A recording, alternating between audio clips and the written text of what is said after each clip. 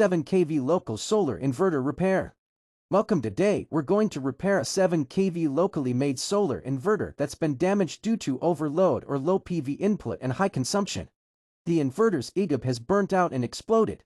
But we'll guide you through the repair process. Let's take a closer look at the damage. As you can see, the IGBT is blown up, and there are signs of overheating. We'll need to investigate further to determine the root cause of the problem. Now, let's disassemble the inverter and inspect the internal components. We'll check for any signs of damage or wear on the PCB, capacitors, and other components. After inspecting the inverter, we've identified the damaged components. We'll replace the burnt IGBT and any other damaged parts.